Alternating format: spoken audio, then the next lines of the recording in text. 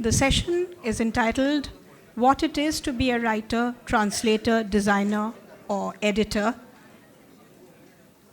as AI has made it. Are we ready for it?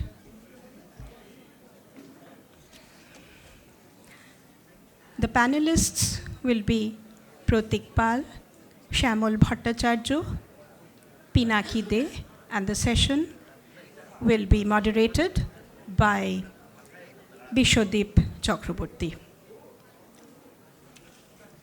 A few words about the panelists.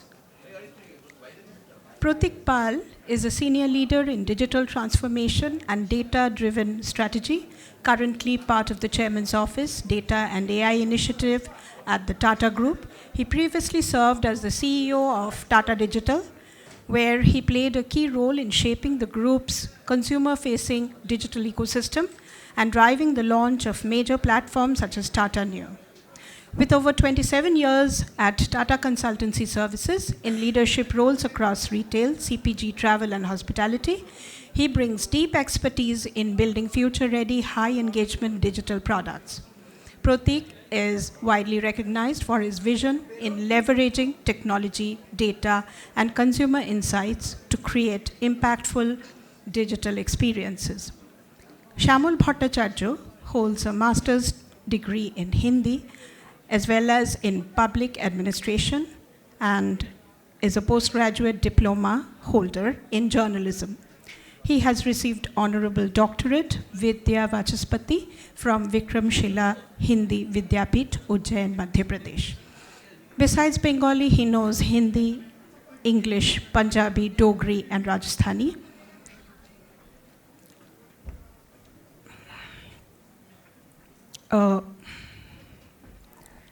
He has shouldered the responsibility as assistant editor in Shokalbela, a Bengali daily, till April 2013, and is presently he is working with the Press Information Bureau, Akashvani, and Doordarshan as translator. He is an eminent author of Bengali literature and a linguist of repute.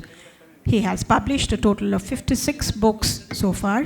His early translations include the poetry of Jugal Parihar from Rajasthani into Bengali, short stories of Amrita Pritam, Kattar Singh Duggal, and others from Punjabi into Bengali, and several stories of Ved Rahi from Dogri into Bengali. Some of his important works include novels like Bukhari and Rodravar Kachakachi, short story collections like Chilte Dag, Phulmotir Boshantokal, etc. He's a recipient of several honors from different universities. The Shutapa Roy Choudhury Award from the Paschim Bongo Bangla Academy, Government of West Bengal, Sahitya Academy, Government of Madhya Pradesh, and the Sahitya Academy Translation Award. Biswadip Chakraborty, a multifaceted personality who wears many hats, engineer, writer, restaurateur, and passionate travel enthusiast, with 4 acclaimed works of Bengali fiction to his credit. He has carved a niche for himself in contemporary literature as the founder-director of Antonym Collection and the Antonym Council of Global Art and Literature. He has been instrumental in creating platforms that celebrate creativity across borders. His notable works include The Forest That Ate People and engaging conversations around literature and design with collaborators like Harshita Hia and Shreya Prasad. Pinaki De, who has already been introduced, will also be one of the panelists. May I invite the panelists on stage? So basically, what I wanted to start with, which is in the mind of all writers, translators, and designers. And that is what Emma Thompson is saying here, that really I don't want to work with AI because how it interrupts my creative process. And probably when I talk to, and I remember a couple of days back to my chief editor as I was preparing for this session, sent a small small paragraph with translation done by AI for her opinion on how the translation has gone. And Vishnupriya, she was very emphatic after looking at that. I don't want to use AI. And that is everybody's mind. If I know if I talk to Pinaki, who is a designer, or Shyamal Bhattacharya, who is a writer and translator, everybody says that. I don't want AI. It is interfering with my creative process. And with that question, that was my first question to Pratik Pal, who is going to talk about AI and really can it help us? Yeah. So Pratik's answer will be a long presentation, but let us hear. No, I'll make it short. So there's got a lot of slides, but so good afternoon, everybody. See, first of all, I'll give many disclaimers. See, I've worked with AI technology. I'm in hardcore technologies. Last 30 years, I have only worked with technology, built companies. So I have talked on AI to many domains: healthcare, legal, technology, IT. So when Biswadip first asked me that I should talk on editing, creating, publishing, I was not sure and convinced that this is the right domain I should speak on, because sound is low? No, I think the mic. Yeah. Yeah, that's okay. So, see, the reason is, in our mind, this whole area, sphere, domain is all about creativity in our mind.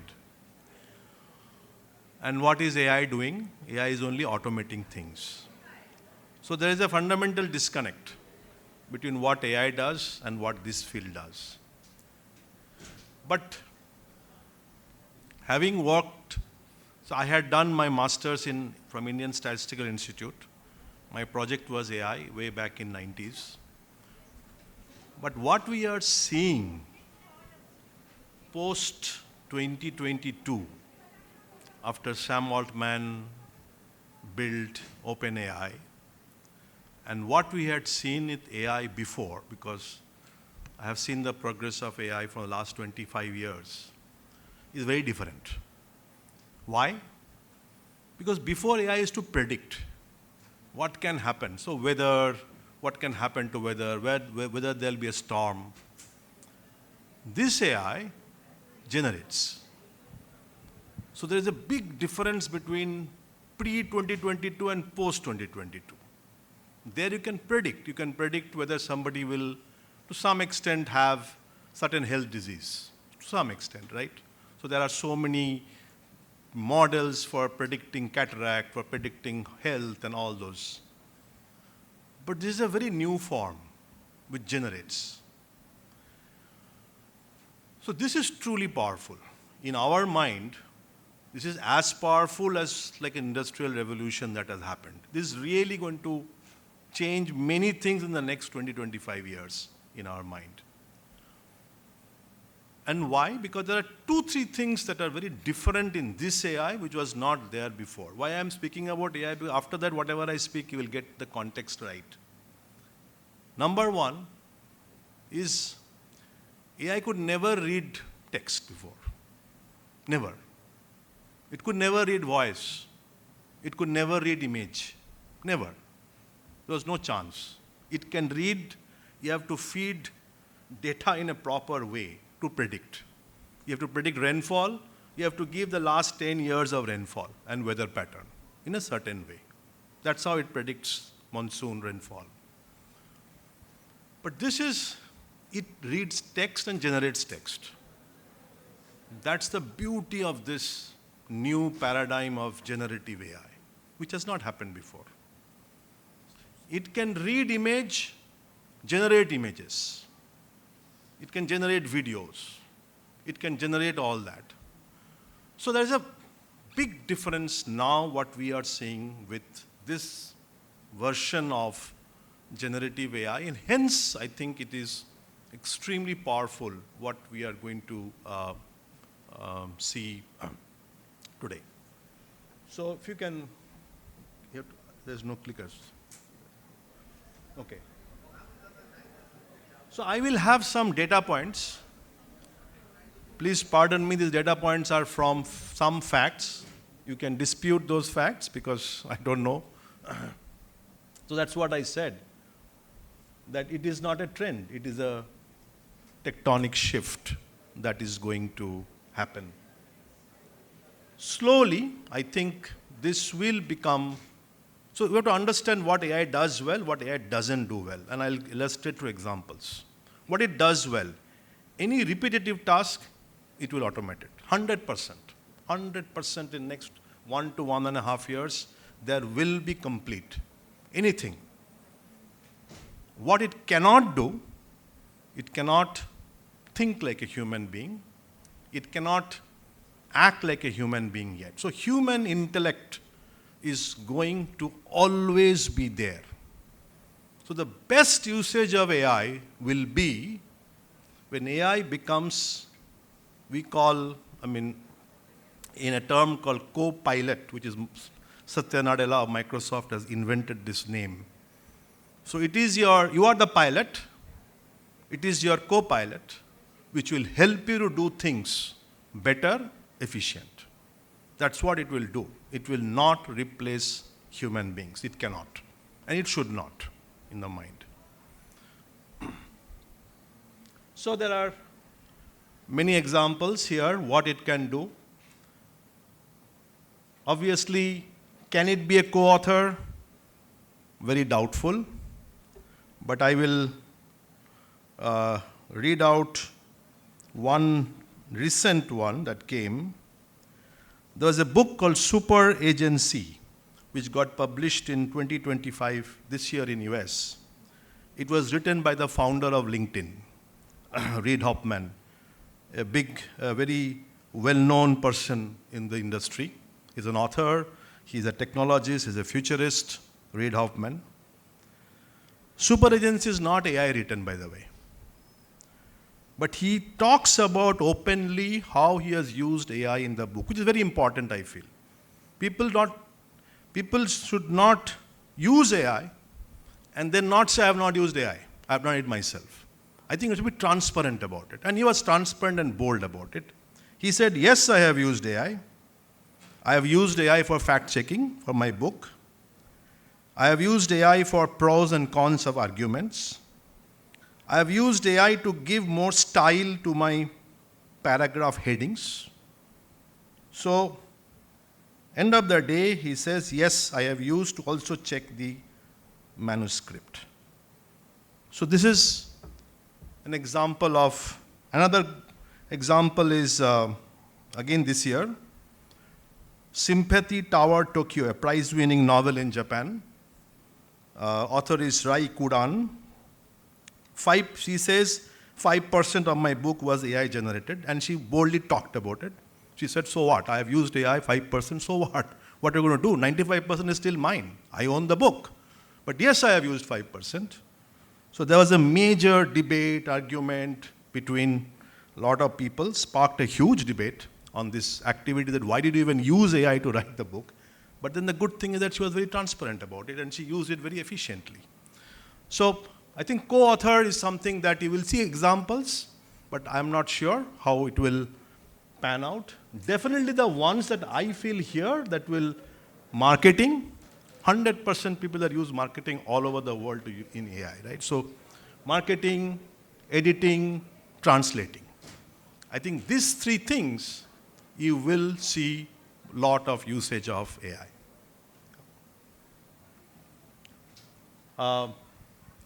Again, editing is quite, I said AI is great in text, right? So grammar, style, vocabulary suggestions, structural feedback, it can do a great job. But then, there is some word called hallucination, right? There is a MIT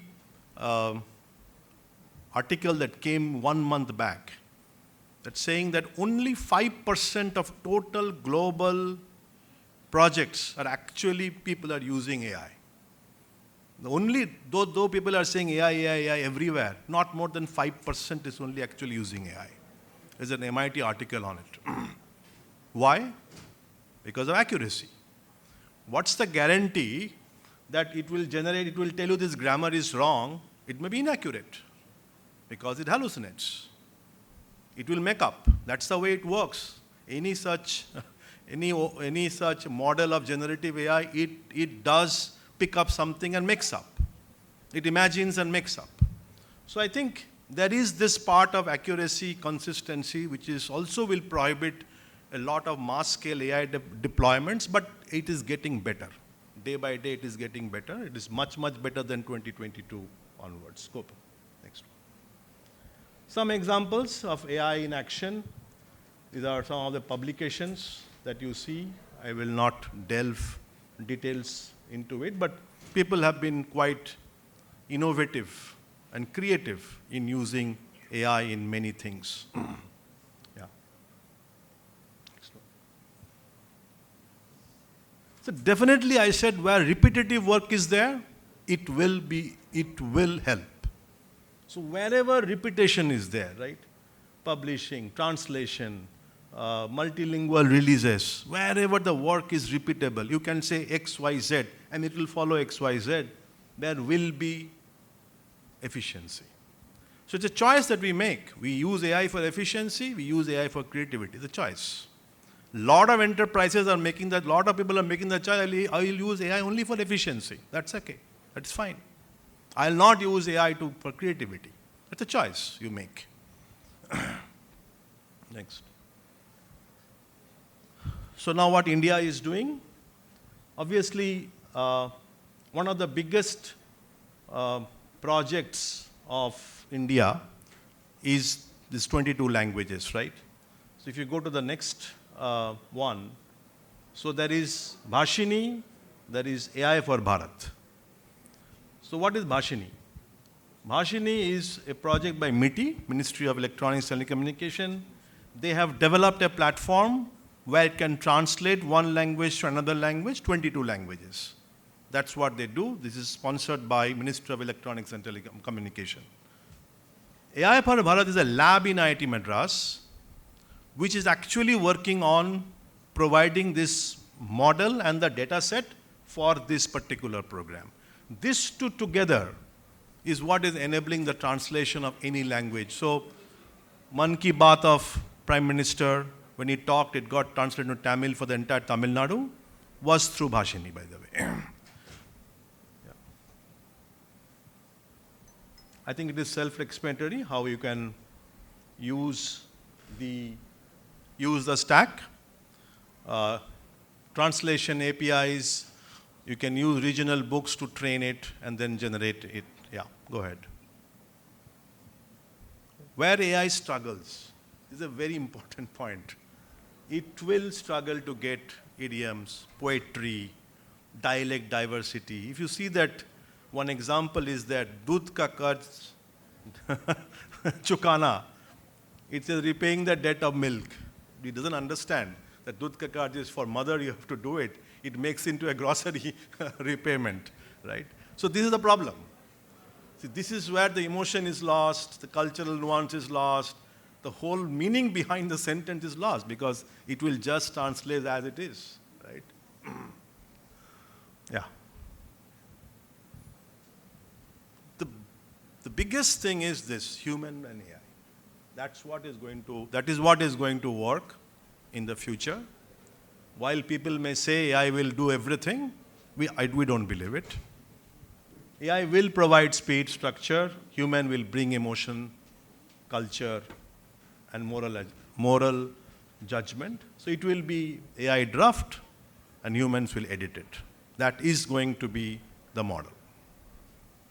Yeah. So some of the proof in action, what NCERT has done, other people, some publishers have done, cut translation time from 6 months to 6 weeks, and all of that. Yeah, next. What this means for publishing, speed, scale, inclusivity. Yeah, next.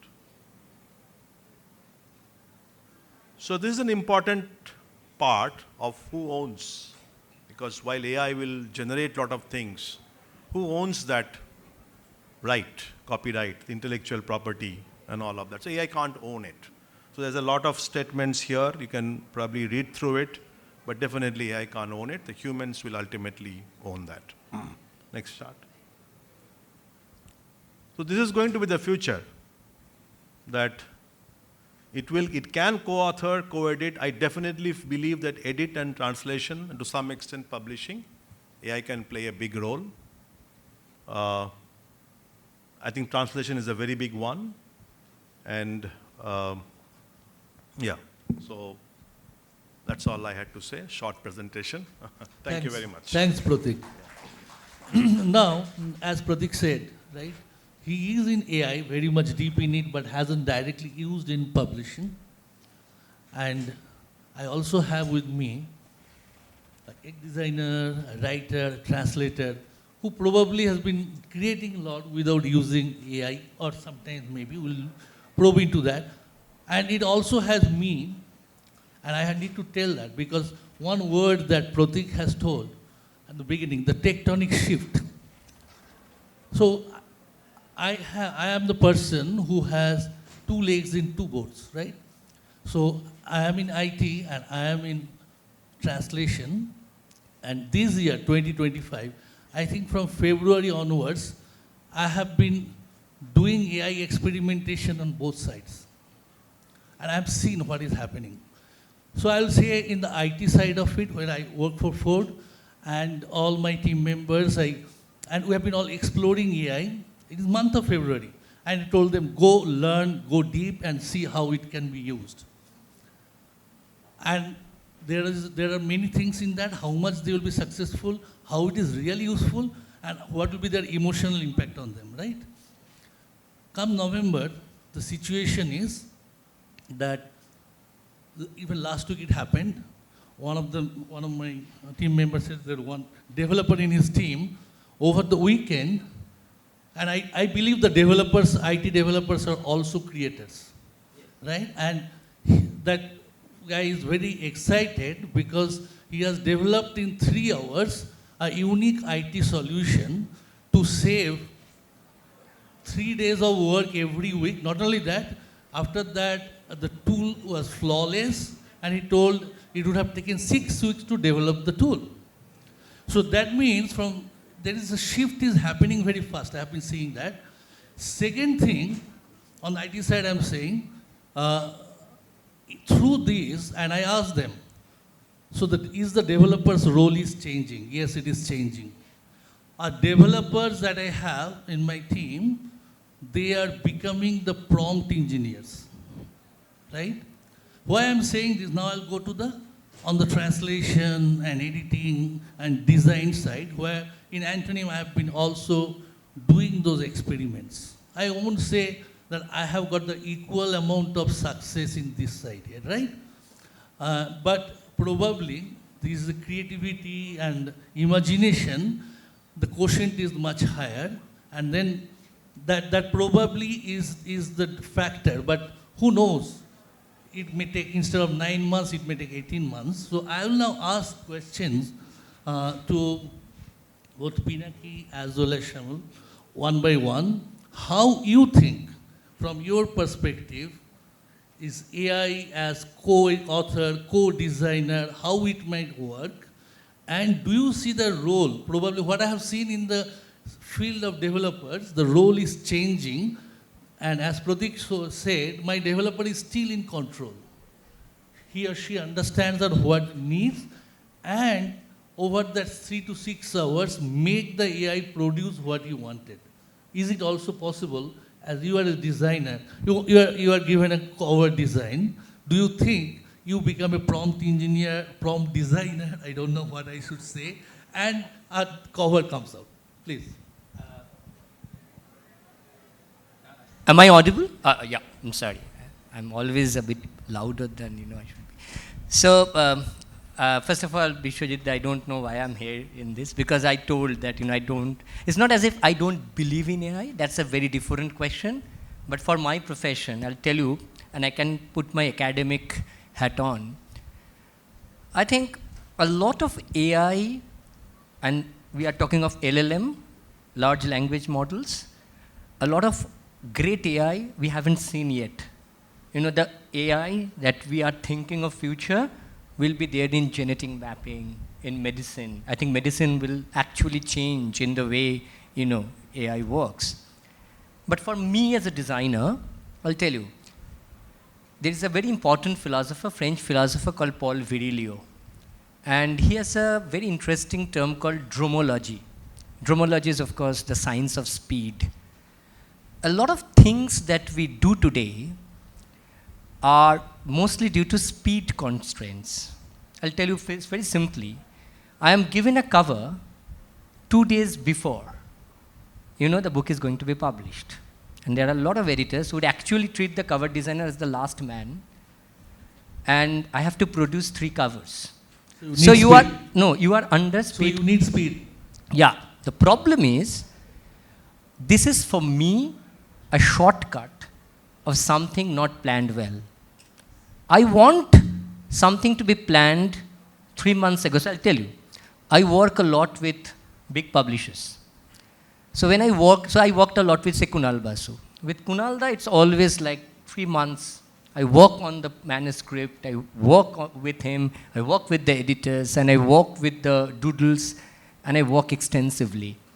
So for me, speed constraint, you know, since we live in this age of speed, we are constrained by times, and we are constrained by timelines. Sometimes you are forced to do things which you otherwise wouldn't have done. I myself, the first day Procreate came out, which is digital, the first thing I decided that I should go completely analog. And I'll tell you why. Because I know there will be a time when everybody will go digital, then my analog will have what Walter Benjamin calls the aura. So if you have a lot of Mona Lisas, you know that one Mona Lisa will be bigger than ever. That aura of an original artwork will increase. So you have to look at from my point of view as well. So in an age where everybody is doing AI, I would rather resist and have that aura which will increase my value rather than just join the bandwagon in order to do something in a short. So for me, AI as a designer is like I'll give a good example, a metaphor. The metaphor is of a Rubik cube. So you can solve the Rubik cube with cheat codes. It's easy. It can be done in 3 minutes, 5 minutes. I mean, 1 minute, 2 minutes, it can be done. But the whole idea of the Rubik cube is not to, you know, you don't have to solve it even. But the whole idea is to employ what I call rigor and labor. You know, and that idea of rigor and labor, if it is not in art, then what are we artists for? So I can understand the time, but I can also understand the unplanned way in which we manage time. So if you are really planning, I think a lot of these can be avoided. I can understand with editing as well. I think so time plays a big role in the way we use AI. I have seen designers coming up with the most quickest solutions because they are just don't have the time to think over it. And what is the problem in design, I'll tell you. Design in AI, for example, Midjourney, and all these, whatever they have, I don't know all of them. They have this idea of, you know, retracting things from a memory bank. So it may be a large memory bank, but it is a memory bank nonetheless. So whatever you are creating, it cannot create beyond a certain time. So if you want a DALI... But I'm sorry to interrupt you, and this is a question, Pratik, for you. Do you agree that it cannot go beyond the memory bank, or the generative AI probably can? It can? What do you think?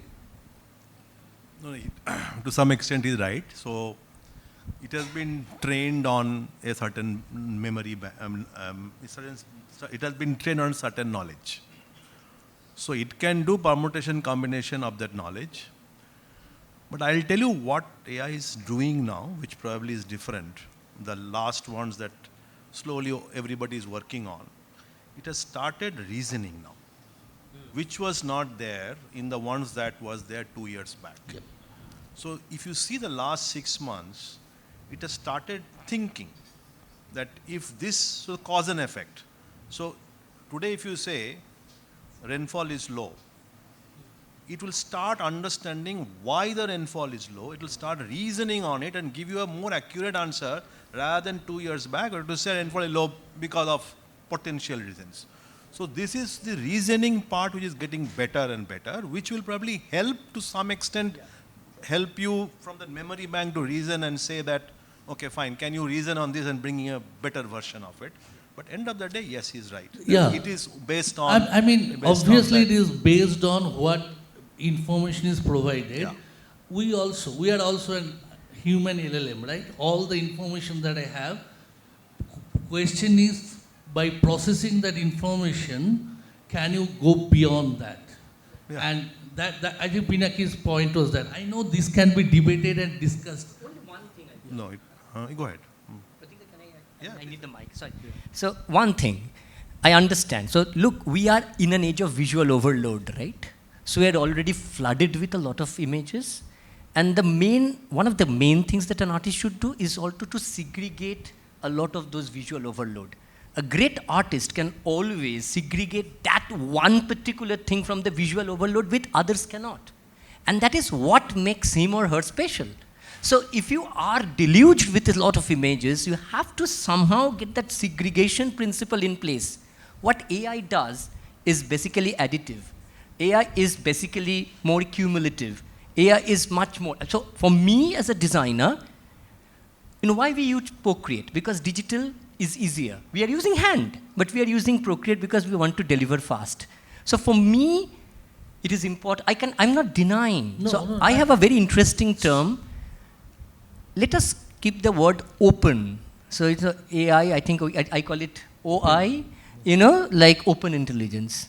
Let us not talk about just artificial. The word artificial intelligence just spooks me off. So the word open intelligence is probably a better one. And remember, I am not denying the role of technology here. Technology, you have to embrace. You have to embrace. So, Pinaki, sorry. I am interrupting you. I have given a time limit where it has to be completed. Because this is a very important topic and important aspect of AI which I am also observing. And I sincerely believe if 6 months later we discuss, by that time, a lot might change. Because last 6 months I have seen a lot has changed. But let me get to the other point, which again you have talked about, Indian languages, right? Yeah. I'll speak from there. Oh, sure. You ask the question. After the session, just let us. Okay, sir. You ask the question, sir. Okay, the question I asked you, referring to Pratik's, where he talked about Indian languages and tools that are available, Bhashini and AI for Bharat.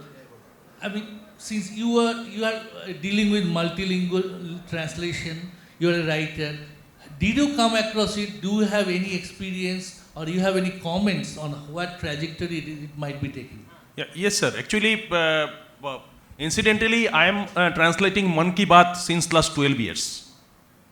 Since beginning, when Mr. Narendra Modi started delivering his speech, I was hired. So I am translating his Mann Ki Baat.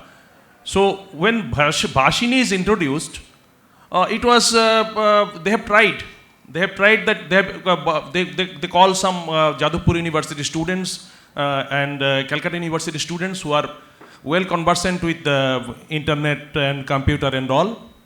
They did it through Bhashini. But Bhashini did the complete text after this editing and all. When Bhashini completed it, before that I have completed manually. This is the main thing, because if you are giving it to me, I am actually favor translating it from the text from the scratch, actually. And as you said, sir, today also there is Mann Ki Baat today. And as you said that Tamil, Mann Ki Baat is translated into Bhashini.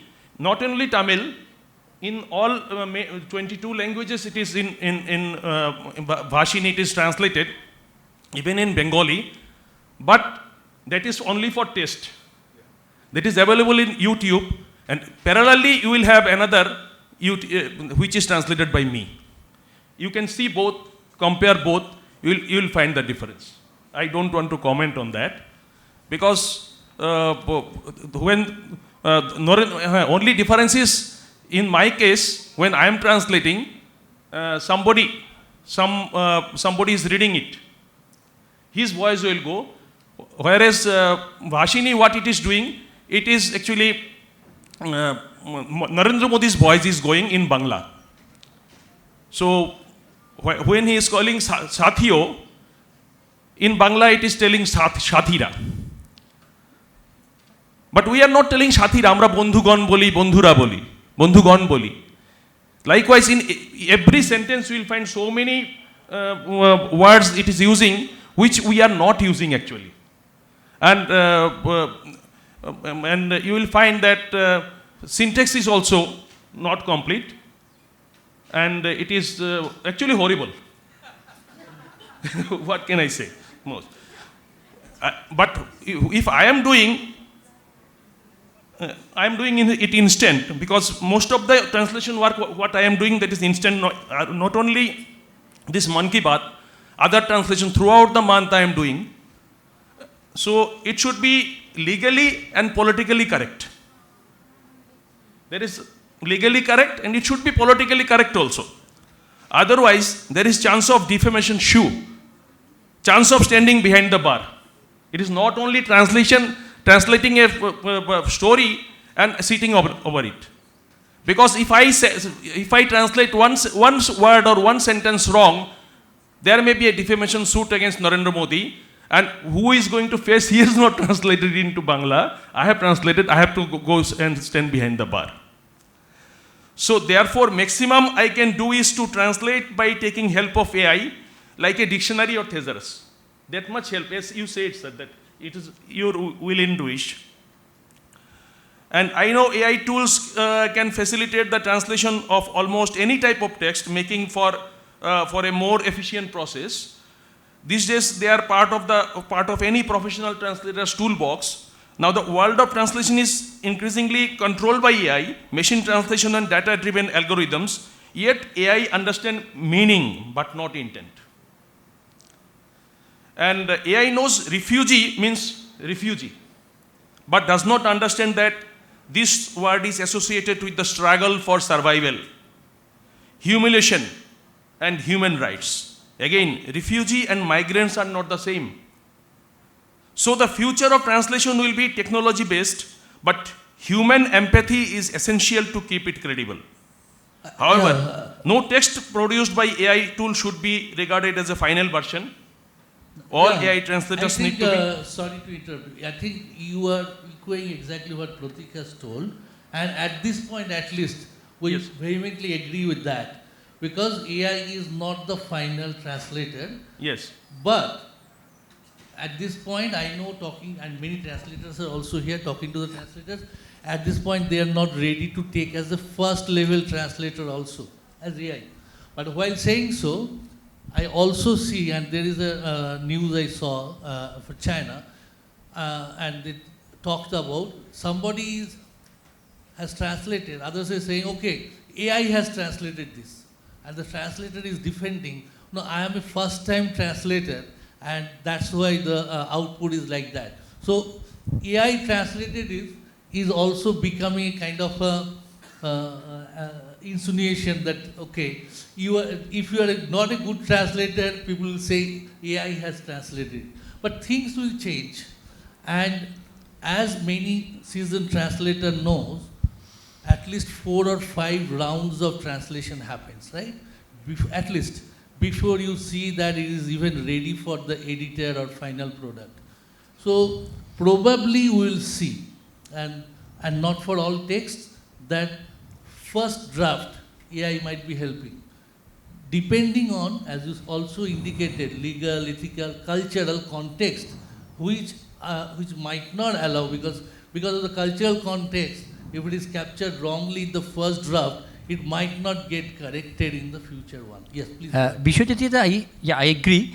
So I'm not taking into account all these small things that AI doesn't understand. Let's assume AI understands a lot more, right? Let us assume AI is now amazing. But for as a designer, I'll tell you, the first draft is the most crucial draft I make, because that is where I start. So when I make a scratch on the paper, and I work in a very different way. I make the first doodle on the paper, and then when I translate it, that first doodle is my first entry point into the world of imagination.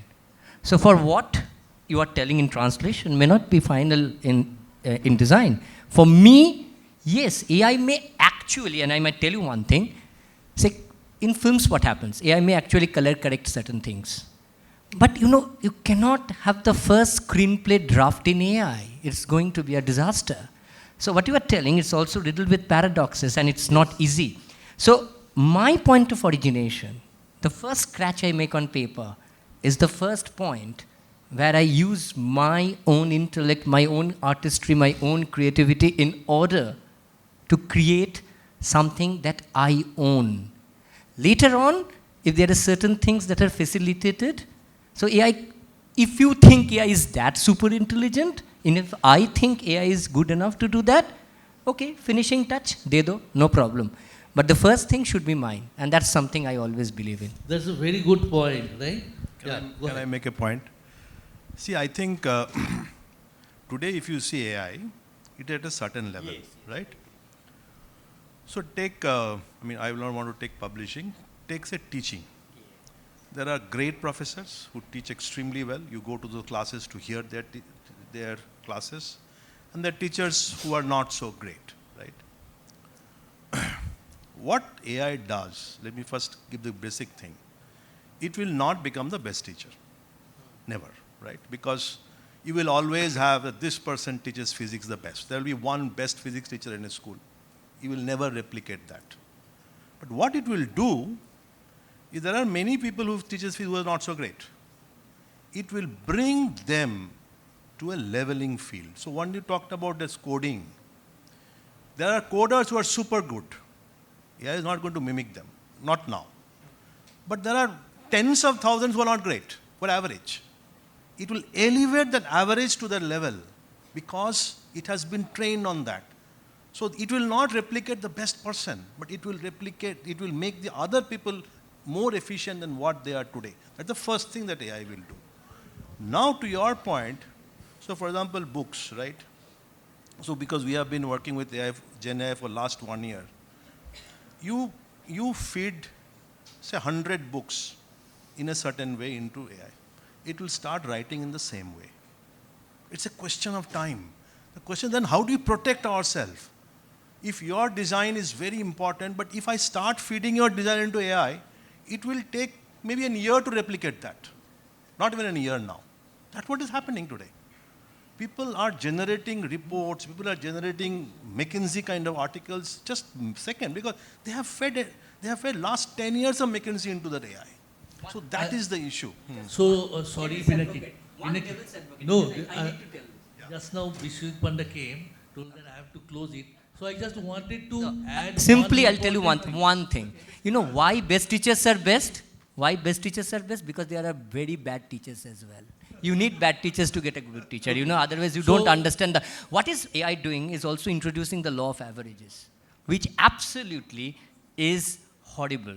Sometimes, I'm telling you, AI needs to calibrate itself in a way. If you want to be human, you have to be error prone. You have to have that error in you. Until you don't have that error in you, you are not human. Okay, so before I end, I also want to add, we'll continue discussion there and 6 months later we'll again discuss.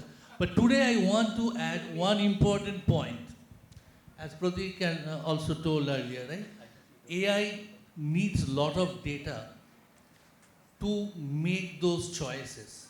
Now, you have talked about translation between Indian languages. There is not enough data.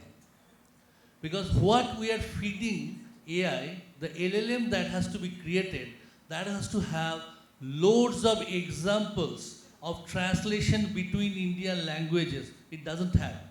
Whereas I have talked with publishers, particularly in Europe, where loads of translation has happened.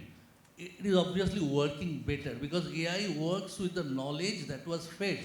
So, since in the field of translation, at least in India, examples are very, very less. How many books we have translated compared to some of the major languages like German, French, Spanish, etc.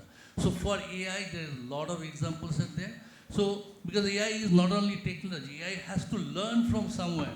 And since the Indian scenario, translation has been done too little to this date, so as a result, we do not have enough examples. And with that, I mean, we'll be looking at through our effort as we go do more and more translation, someday we'll have more examples because it is not only technology, we have to feed AI with knowledge.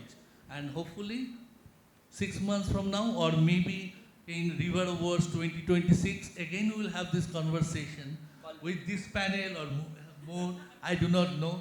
And then maybe the information that we gather, the decisions that we make, and the conclusion that we make will change. But as of today, I think everybody, and I have seen nodding heads of a lot of translators, at least as I know, that we are not going to use AI for translation now. And as Pinaki told, we are not going to use AI for design now, right? So we'll wait for River of Words 2026 to regroup and see where we are in terms of our thoughts and where AI is. Till then, I think I'll adjourn and Kathak will take over, and I have done 2 minutes early than the time I was given. Okay, thank you. We don't have any stigma. Only thing that there should be balance between truth and trust. It's more than the stigma. I think there is a lot of emotional connect that creators have. We cannot avoid that. So as a result, this emotional connect, in fact, I couldn't show the video of Emma Thompson. That is very much visible, the emotional connect. And one of the things that she was vehemently speaking there is that when I write with my hand, right, either typing or scribbling, my mind is working in conjunction with my hand, and that is very, very important and emotional, then I get the result. If that is not there, and AI is doing it, or AI is trying to help me, that emotional connect breaks. So, right? So as of now, we know so as Biswadip, creators, we are emotional. Let us keep that emotion, and we'll meet one year after that. Biswadip, the word Freudian slip will no longer be there. So the word Freudian slip will not be in motion. It will be AI slip, right? Good. And word is sleep. You know, it's a pun. Thank you, everyone. Thank you.